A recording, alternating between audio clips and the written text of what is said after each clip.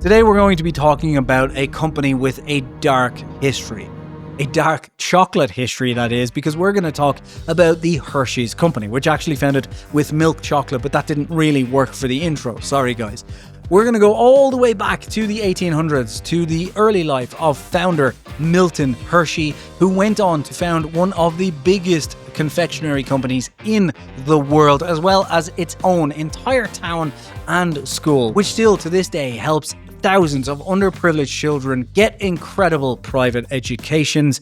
And the dark side of chocolate, which this time is not a joke, as we talk about child labor in the cocoa industry. Yes, we're going to cover all of this and more in the entire history of Hersheys on this episode of The Jason Hassett Show. Do it live! I am not going to exploit. A Pizza Express in Woking. Your line of questioning is transphobic. Now watch this drive. Fucking thing sucks! Recorded with the wrong background in the studio again. Subscribe so I can get a producer and this shit doesn't happen again. Now enjoy the video.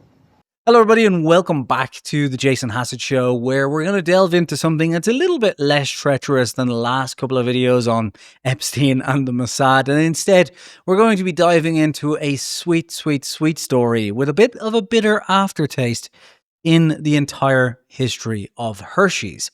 The reason I actually got into this one is because there was a mention of Hersheys in Citizen Coke, the book by Barto Elmore, which you should absolutely read. It's fantastic, where he talked about the plantations in Cuba that Hersheys had.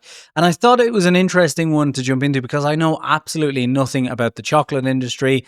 And also lately we've had Feastables where Mr. Beast, Jimmy Donaldson, has been talking about child labor laws and so on, and then found that there is a little bit of a history of that with Hersheys too. So I thought this was a great one to hop into to do something completely different. So that's what we're going to be talking about today, the entire history of Hersheys.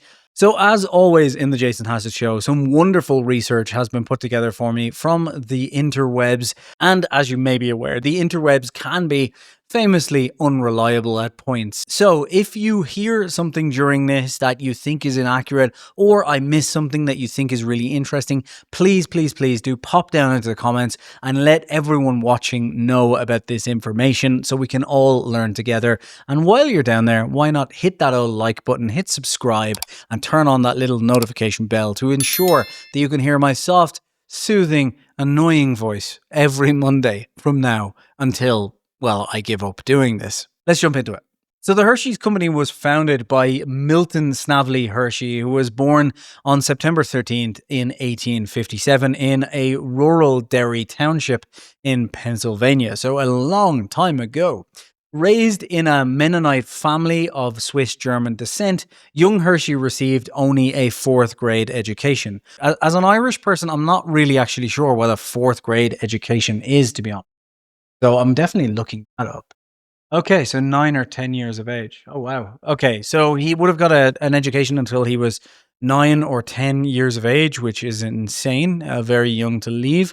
But thanks to his family, what he missed out on in education, he definitely made up for in a very strong work ethic. So then in the 1870s, in his teenage years, Hershey apprenticed under a Lancaster confectioner, learning the craft of candy making. In 1876, at the age of just 19, he borrowed money to start a candy shop in Philadelphia, hoping to capitalize on the Centennial Exposition visitors. The first business failed after 6 years, as many startups do, as did subsequent candy ventures he tried in New York City by 1886. However, these early failures did prove crucial in the future of Hersheys. For example, he learned in Denver about using fresh milks to make even better caramels, which would become a crucial asset to the Hershey companies in future, apparently, according to this document. In 1883, he returned home to Lancaster, Pennsylvania, and put his new insight to use and found the Lancaster Caramel Company. This time, his fresh milk caramels were an absolute hit.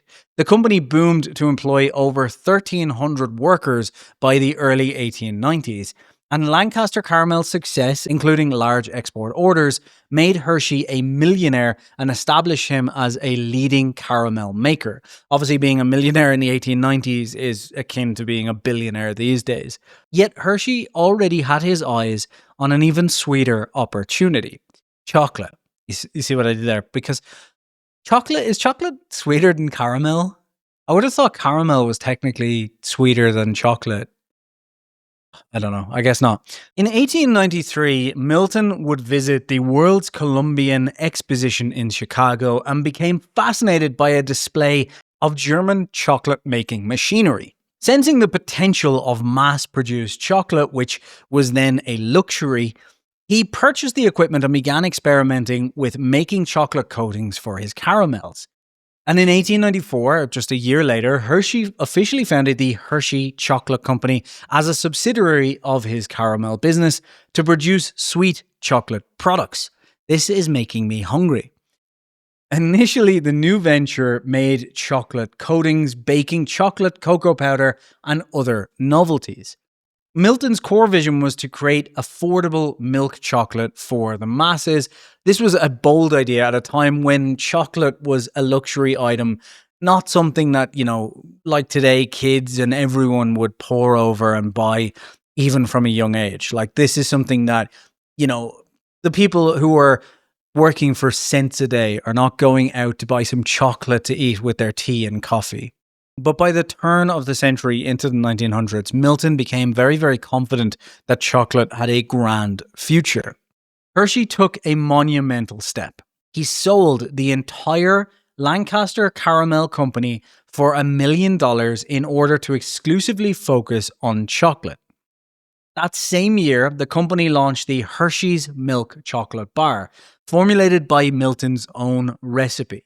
By using condensed milk and unique techniques, Hershey found a way to mass-produce chocolate at a very low cost. This meant he could sell it for only 5 cents, which made it a massive hit, introducing many Americans to milk chocolate for the very first time.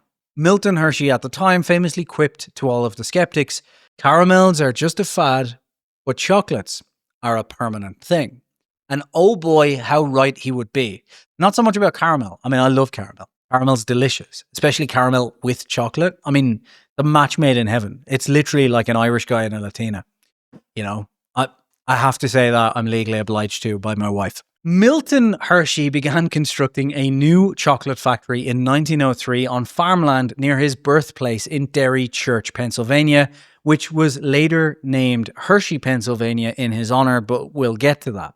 The modern facility, completed in 1905, was designed to mass-produce chocolate and even featured innovative machinery Hershey either adapted or invented himself from scratch for complete automation. Because the factory rose amid dairy farms, it had abundant access to milk, a key ingredient in Hershey's milk chocolate. I mean, it's in the name, so you probably would have got there logically by yourself. To attract and retain workers in this rural location, Milton Hershey built an entire model town around the plant, with comfortable homes, trolley lines for transport, and recreational amenities. He created what would later become Hershey Park, which was opened in 1906 as a leisure park for employees. Unusually for this era, though, in something which went against the idea of building this perfect town for his workers, the factory was actually built without windows to minimize distractions, which doesn't sound great. But the pleasant, tree-lined town and perks like affordable housing, schools, and the trolley system helped to boost workers' morale. And by 1907, Hershey's venture was thriving. His mass-produced milk chocolate had quickly gained national popularity, and a unique community was growing around what was becoming known as Chocolate Avenue. And then in 1907, the company would introduce a mainstay of its future, an item that we all know and love. Yes, that's right. I'm talking about the chocolate bottom. Sorry, Hershey's Kisses.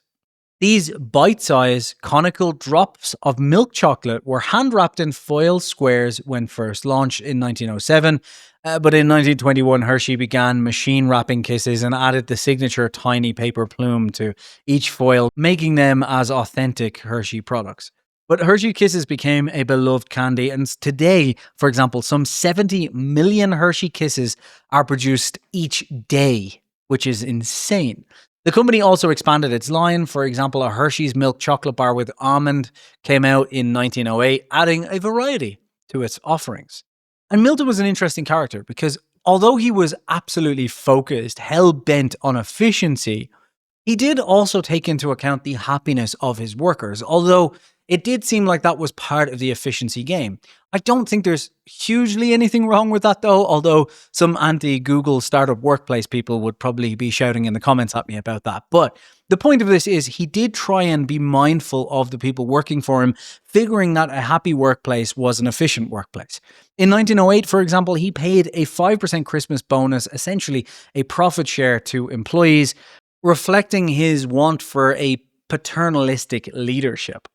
By the way, if you're digging into someone's corporate history, maybe protect your own. Hershey's didn't exactly want people digging into their past, and if only they had a VPN. I use NordVPN to protect my browsing history, especially when I'm delving into less than ethical labor laws in the conglomerate of the chocolate world, which I'm doing more often than I would have expected in my late 30s. It can also let me access content from around the world that would otherwise be geo-blocked to me, keeps my data safe on public pesky Wi-Fis, and make sure no shady ISP is watching what I'm up to. And you can even use it to save money on subscriptions and flight bookings as well by ensuring that no one can check whether you've already looked up the price and do those pesky price hikes. The best part is if you order the 2-year package, you can get 77% off plus 4 months free using my link nordvpn.com/Hassett. And even better than all that, there's a 30-day money-back guarantee if you are not satisfied with the service, which means you get all the protection and no one gets any of your data. Win-win. Now back to the video. And in November of 1909, Milton and his wife, Catherine Kitty Hershey, established the Hershey Industrial School, a residential school for orphaned boys. Unable to have children of their own, the Hersheys poured their hearts into this philanthropic venture. They created a deed of trust, placing 486 acres of farmland of Milton's estate and later a large share of company stock into a trust to fund the school into the future. The school provided housing, education, and a stable life for impoverished or orphaned boys in the local areas, an expression of the founders' belief that those who prosper have a moral obligation to share the fruits of their success with others. And in fact, that school in later decades would be expanded and then be renamed the Milton Hershey School in 1951, ultimately becoming one of the wealthiest and most generous private schools in the world, funded by the success of Hershey's chocolate. In 1912, though, a near miss to death would definitely be imprinted on Hershey's life. Milton and Catherine Hershey had booked first-class tickets to sail on a ship that you may be aware of, the RMS Titanic, on its maiden voyage in April of 1912. However, due to business issues, Milton was forced to cancel their passage at the last minute. In fact, a deposit check he wrote to White Star Line is preserved in Hershey's archives. By avoiding the Titanic's tragic sinking, Milton Hershey lived to continue building his chocolate empire and his community philanthropy. But an interesting one. Tragedy, unfortunately, though, did strike when Kitty Hershey died in 1915 after a long illness. Deeply affected and with no heirs, Milton Hershey took steps to ensure his life work would benefit others. In 1918, amid World War I, he quietly transferred the majority of his assets, including nearly all of his stock in Hershey's, to the Hershey Trust for the Industrial School. This extraordinary gift, valued at around $90 million, and this is in 1919, so a huge amount now. Let me find out how much that's worth. So $90 million in 1918 would be worth around $1.98 billion in today's money. So a huge, huge, huge amount of generosity. Effectively, Milton Hershey gave away his fortune to charity while he was still alive, a move that ensured the school would control the chocolate company and receive profits to fund the education of children well into the future. Hershey continued to run the company as president, but the Milton Hershey School Trust now held a controlling stake, a structure that still exists today. Hershey guys sounding pretty good so far. I kind of like him. Where does this go wrong? Like I know this goes wrong somewhere, but I'm going to take a guess. Right? I think that Milton has nothing to do with where this goes wrong because there's some child labor ethical stuff coming. And I just Milton, you wouldn't do that to us, would you, Milton? Come on, man. Hershey's business continued to flourish and innovate. New products rolled out regularly. Mr. Good Bar was a milk chocolate with peanuts bar, which debuted in 1925, clearly before nut allergies, because it would have been called the Mr. Bad Bar nowadays. Hershey's chocolate syrup for home use in milkshake and desserts in 1926, which frankly, I think is one of Hershey's better products. I like Kisses. I'm not a huge fan of Hershey's chocolate bars, to be honest. I think that's coming from Europe where we have like Cadbury's and Swiss chocolate and stuff. The American chocolate is just a bit too sweet. Is it the salt maybe as well that it's added to it? I'm not sure. Maybe I'm wrong on that, but I don't know. It's just a bit overly sweet compared to like Cadbury's milk chocolate or Swiss milk chocolate, but that's personal taste. I know it's beloved everywhere. And semi-sweet chocolate chips for baking in 1928. In 1938, Hershey's introduced the Crackle Bar, crispy rice in chocolate, to add to its growing lineup. The company's ability to mass-produce quality confectioneries made these treats affordable and widely available across America. And by the end of the 1920s, what had started as Milton Hershey's personal experiment had truly grown into a chocolate empire. And genuinely, like, to be fair to Milton, and again, I'm really liking Milton so far, he had done a cool thing. Like chocolate, like I said, wasn't a luxury before that. And without Hershey's, there's a chance that people would have kept it that way. You know, it would have been kept as a luxury brand. And I think like cars, like anything, more and more people would have got access to them, but it wouldn't have become like that sweet treat that everybody gets to enjoy. So that's pretty cool.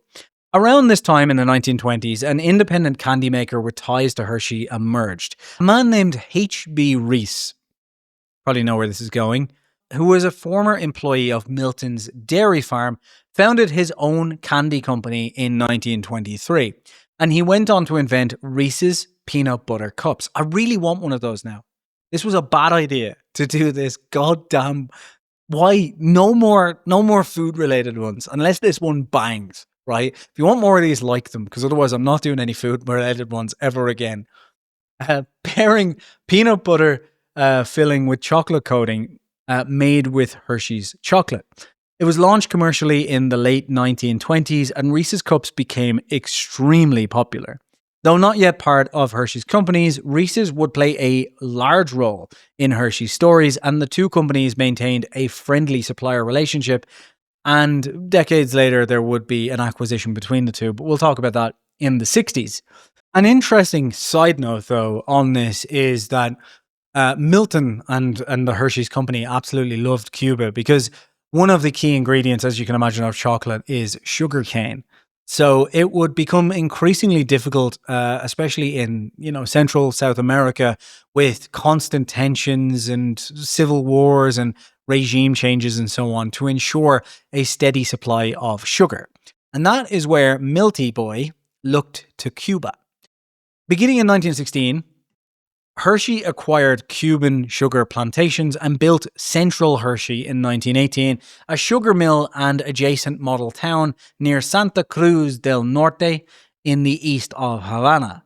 Over the following decade, he expanded by purchasing additional sugar mills such as Central Rosario, Central Carmen, San Antonio, and Jesus Maria in 1927. Hershey constructed Cuba's only electric urban railway, the Hershey's Electric Railway, to link Havana to Matanzas through Central Hershey, facilitating sugar transport. In the town of Central Hershey, just like in Pennsylvania, he provided workers and their families with comfortable housing, free public schools, medical clinics, recreation facilities, like golf courses, a movie theater, baseball fields, and so on. At Central Rosario, Hershey founded an orphan agricultural school that trained boys in careers for agriculture or industry, later transferring it to local management. In acknowledgement of his contributions, the Cuban government bestowed upon him the prestigious Grand Cross of the Natural Order of Carlos Manuel de Céspedes. Coming into the 1930s, which had kicked off, as we all know, in 1929 with the Great Depression, Milton Hershey took an extraordinary approach to support his community. Rather than lay off workers as sales slowed, he initiated a massive local building program known as the Great Building Campaign. Through the 1930s, Hershey directed the construction of ambitious projects in his town, providing jobs and improving structures. Among the landmarks built was the elegant Hershey Hotel, a Mediterranean-style luxury hotel opened in 1933, a grand community building with 2 theaters, the Hershey Sports Arena, a new high school, and even a shiny new office building known as the Windowless Administration Building. I'm assuming because it has no windows, and I'm assuming there will be B-roll on screen right now to back that up or prove me wrong. These projects kept scores of men employed during the worst years of the Depression. Milton became very proud of being able to say that nobody was laid off in Hershey during the 1930s. This proactive response made Hershey, the town, an anomaly in the Great Depression in America.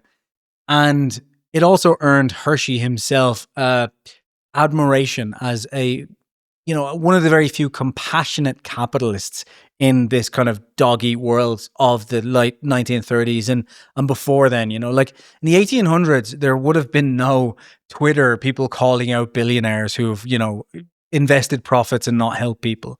So you didn't really need to do this at this time. So yeah, I'm liking this Milton guy. I'm really liking this Milton guy.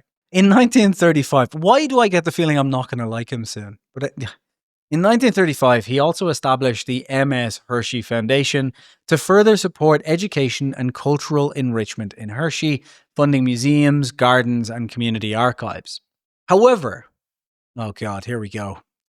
Despite its utopian image, Milton, what do you do? What's going to happen? Hershey, Pennsylvania was not immune to worker discontent. In April of 1937, labor tensions boiled over when some Hershey chocolate factory workers, aided by the CIO union, organized a sit-down strike inside the plant. Many workers felt wages and conditions should improve, but Milton, paternalistic and initially anti-union, was taken by surprise. After 2 weeks, the strike ended in violence. Hundreds of local Hershey employees and local dairy farmers, angry at the milk deliveries being halted, stormed the factory and clashed with strikers, beating them as they ejected them from the plant. The incident tarnished the chocolate town's harmony and revealed a rift in the workforce. In its wake, Hershey did agree to some changes. By 1940, a federally mediated election brought the AFL-affiliated union, and Hershey's workers officially unionized under Local 464 of the Bakery and Confectionery Workers Union. Smells like a tasty place to be.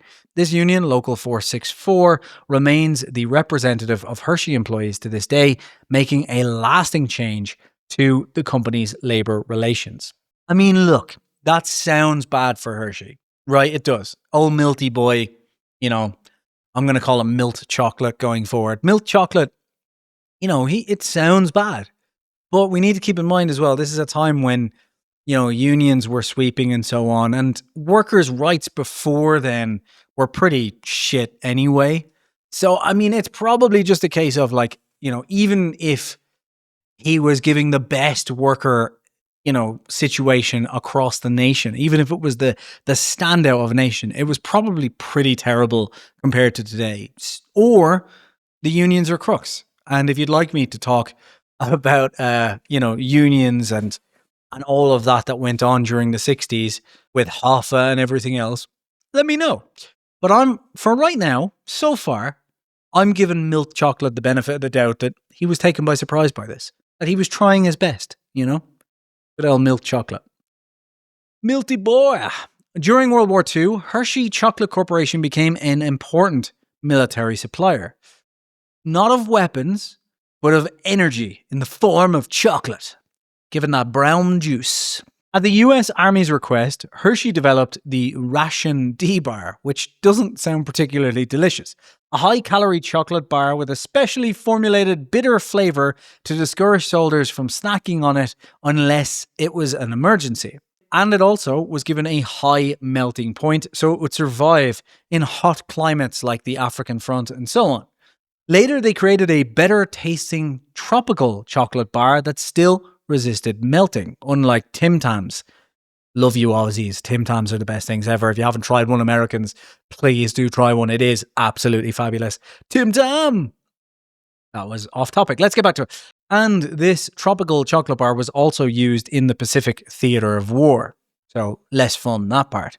Between 1940 and 1945, Hershey produced an astonishing 3 billion ration bars for the Allied Army. Whoa. By 1945, the entire Hershey plant had devoted its entire capacity to these military bars, producing 24 million units per week. For its critical contribution to the war effort, Hershey earned 5 prestigious Army Navy E awards for excellence in production. This was a rare honour for a food company. The Hershey factory's machine shop even manufactured parts for tanks and machines when needed. Wow. Brown tanks. Hershey's collaboration with the military not only provided troops with quick nutrition, but also cemented the company's patriotic reputation in times of war. However, old Milty Boy, he's clever. And during the war, they come up with something even more cleverier. Hershey's inadvertently had a role in creating... Oh, so it was inadvertent. However, during the war, Hershey's would have an inadvertent role in creating what would go on to be one of its big competitors, M&M's candy. Just before the war, Bruce Murray, son of Hershey Chocolate's president at the time, William Murray, entered a partnership with Forrest Mars, who was the son of the Mars Chocolate Company, to develop a hard-shelled chocolate candy that wouldn't melt. Bruce Murray secured Hershey's chocolate supply, crucial during rationing, and Hershey received a 20% stake in the new product, which was named M&M's for Mars and Murray. It was launched in 1941, and M&M's were exclusively made with Hershey's chocolate during the war. After World War II, though, Mars bought out Murray's shares in 1948, and M&M's would eventually, as you know, be a global phenomenon, and a fierce competitor in the end for Hershey's chocolate candy bars. Fortunately, though, and as far as I'm concerned, with absolutely nothing wrong from his point of view, old Milty Boy, Milt Chocolate, passed away on October 13th, 1945, just after the war ended and after he had brought not only education, but chocolate bars and victory to the Allies. And I would say that Milty Boy, good old milk chocolate, as far as I'm concerned, had a full hand in beating that pesky Adolf Hitler. So, I might not be American, but still, Milty Boy, salute you, buddy. You were an absolute legend. He died at 88, which also means he effectively went back to the future. And his death marked an end of an era. This is where it goes wrong, isn't it? This is where Hershey's is going to start hurting me. Hershey had built more than a company. He had built a community and a philanthropic legacy that endures. He was buried at Hershey's Cemetery alongside his wife Kitty and will be forever remembered for his war effort as well as all of the candies that he made both directly and indirectly. Milton Hershey, we salute you. From the future to the past, this is Walter Cronkite. Bad impression. Anyway, and a year after Hershey's death, the Cuban holdings that we talked about, comprising of around 60,000 acres of land, 5 mills, a railway network, and several processing facilities, were sold to the Cuban Atlantic Sugar Company. And a tidbit as well, following the 1959 Cuban Revolution, obviously the industry was nationalized by Fidel, and Central Hershey was renamed to Camilo Cienfuegos. The sugar mill was eventually closed in 2002. So yeah, just a bit of an interesting tidbit, side note there of his ties with Cuba, and more to show that Milty Boy was an absolute legend. Unfortunately, though, he left no offspring, no childer. The Hershey Chocolate Company, however, was left in very capable hands. I'm suspicious of that line. By design, though, so that's good. Milton's prior transfer of ownership meant that the Milton Hershey School Trust would continue to have a controlling stake in the company and guide the company's destiny. Thus, even after the founder's passing, Hershey's commercial success would fund education and well-being of children in need, which is great. As a tribute to Milton Hershey's philosophy, a bronze statue of him holding a child stands at the Milton Hershey School with the inscription, "His deeds are his monument, his life is our inspiration." And obviously there'll be B-roll of the statue, which I assume will be him holding a child in a proper way and not dangling it off some sort of balcony like Michael Jackson. After World War II and Milton's death, the Hershey Chocolate Company continued under the stewardship of Hershey's Trust. The Milton Hershey School Trust, a majority shareholder, maintained voting control of the company and ensured that business decisions would ultimately support the school's mission. This unique ownership model made the company conservative in management, but it also provided stability and long-term perspective. In the late 1940s and 50s, Hershey's maintained its dominance in the US chocolate market, known for its quality and all-American brand image, even as competitors like Mars were rising alongside of it. One of Hershey's smartest post-war moves, though, was the acquisition of the H.B. Reese Candy Company.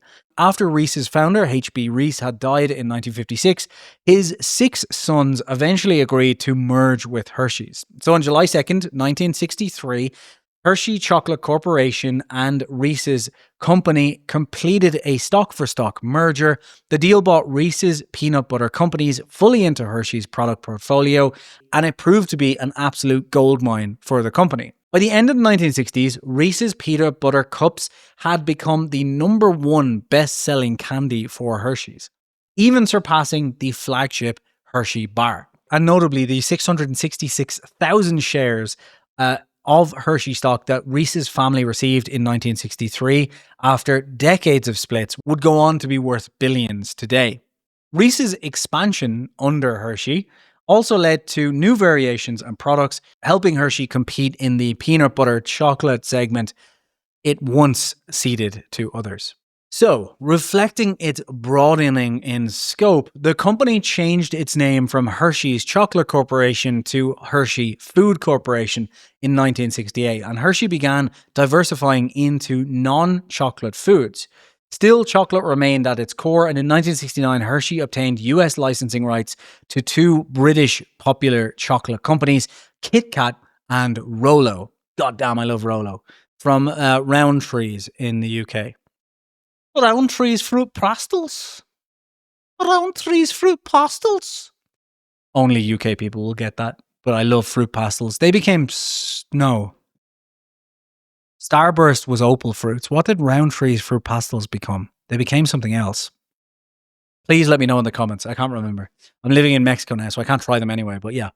Under this agreement, Hershey's would manufacture and sell Kit Kat and Rolo in the United States, which it continued to do. Even after Nestle later on would purchase Rowntree, the license for these products remained in Hershey's hands. The 1970s also saw new products like York Peppermint Patty and Whoppers Malt Balls, which is my favorite name for a candy now after hearing it for the first time.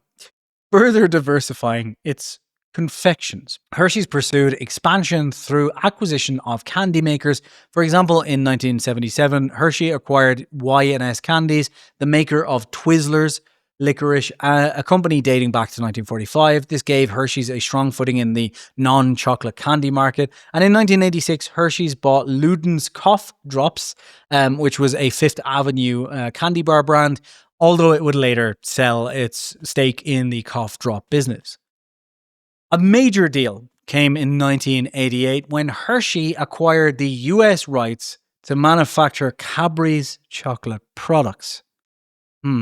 I wonder how different Cadbury's taste in America. I'm in New York next month. I'm definitely going to try some Cadbury's, although I would imagine these days they're probably kind of matched to be the same. But yeah, let me know. So this gave Hershey's the right to produce Cadbury's, the famously the only part of Britain we wanted to keep after independence. But Cadbury, a British company, agreed to let Hershey produce favourites like Cadbury's Dairy Milk Bar and Cadbury Cream Egg in the US. And that relationship still continues, even though Mondelez owns Cadbury's now. And this is a strange quirk in Hershey's, in that with those contracts would revert if Hershey's, the company, the main company, was ever sold, which means that anyone who takes over would immediately lose a ton of business automatically. So it's an interesting one. During this era, Hershey also forayed into groceries, establishing the Hersheys Pasta Group, buying brands like San Giorgio and Ronzoni Pasta in the 1980s, although it ultimately divested from the pasta business in 1999 to refocus on snacks. But by the 1990s, Hersheys Food Group had become a broad-based food company, albeit still one synonymous with chocolate. When are we going to get to the controversial stuff?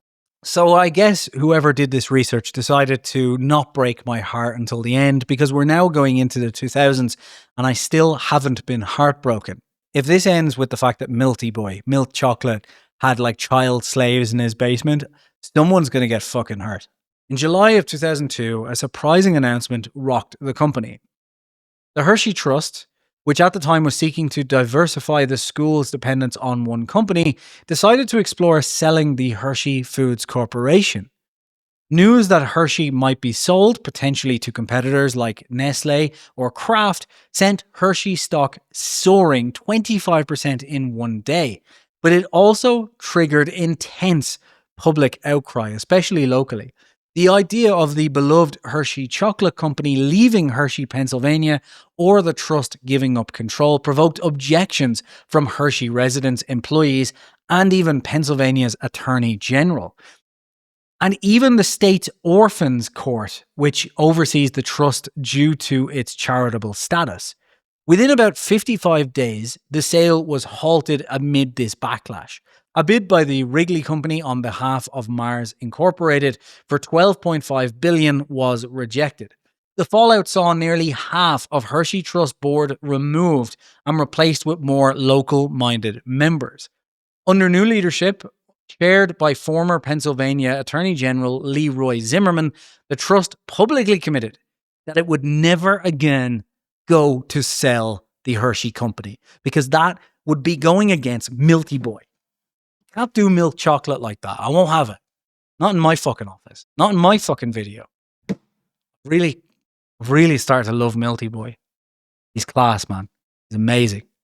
This was good, though, because this change in leadership meant that the new board would be committed to balancing its fiduciary responsibility without being douchiary to its intent that Milty Boy set up. In the 2000s, Hershey, which was renamed in 2005 to the Hershey Company, reverted from foods to emphasizing on snacks. The company undertook restructuring to cut costs and modernize. Notably, in 2007, Hershey's announced the closure of its centuries-old Smith Falls, Ontario plant and another plant in Oakdale, California, shifting these production lines to a new factory in Monterrey, in Mexico. Bienvenido a Hershey a Mexico. I'm living in Mexico, not near Monterrey technically, but still. By 2008, both Canadian and Californian plants had shut down. This move, along with other layoffs, meant the loss of hundreds of North American jobs, though provoked criticism from locals and politicians who felt that the company was abandoning Milty Boy's heritage, which I agree with, although I'm happy they came to Mexico. Hershey argued that the consolidation was necessary to remain competitive. The company invested nearly $300 million in expanding and modernizing its main Hershey, Pennsylvania plant, though, and opened a new, huge West Hershey facility in 2012, while also increasing production in lower-cost regions. These changes were painful for the workforce, but it did help Hershey improve profit margins, and those profits go to good places. So, look, you can't win them all. I think, it's something. Hershey's also pushed to expand its international footprint, which historically lagged behind its domestic success The company entered joint ventures in Asia and built new plants abroad, like a Brazil factory that opened in 2002 and an India plant supplying Asia, for example. It made high-profile acquisitions to broaden its offering. For example, in 2014, Hershey acquired the Shanghai Golden Monkey Company, which was a Chinese candy company, to gain a presence in China. And in 2018, Hershey bought Amplify Snack Brands, maker of Skinny Pop popcorn, for $1.6 billion in cash, straight out the door. And in 2019, it purchased Pirate's Booty, which is objectively a brilliant name for a company, but they make cheesy puffs for $420 million. During this period, Hershey's made some controversial cost-driven recipe tweaks, though. For example, in 2006, Hershey's quietly reformulated certain products, like some mini chocolate bars, replacing cocoa butter with cheaper vegetable oils. Blasphemy. But it bit them back, because the US FDA said that if you're not using cocoa butter, you can legally not call your product chocolate. Boom. Damn straight. I like the FDA now. So Hershey's had to change the wording on its products to chocolate candy or made with chocolate. God damn it. Just completely sidestepping. Ridiculous. One of Hershey's biggest reputational challenges, though, in the 21st century has been the ethical sourcing of cocoa. Hershey's, like most big chocolate makers, to be fair to Milty Boy, source chocolate from West Africa, which is a region plagued by child labor and poor farming conditions. In 2001, Hershey's and others signed the Harkin-Engel Protocol, pledging to eliminate the worst forms of child labor in Ivory Coast and Ghana cocoa farms by 2005. However, deadlines, much like the weight goals of people who eat a lot of chocolate, were consistently and repeatedly missed. By 2010, investigative reports revealed that tens of thousands of children were still engaged in hazardous work on cocoa plantations, and Hershey's was slower than some competitors to embrace certified fair cocoa. In 2012, for example, activists showed up at a Hershey store in Times Square and urged the company to raise the bar, clever, on child labor practices. Hershey's later committed, eventually, to sourcing 100% of its certified cocoa by 2020.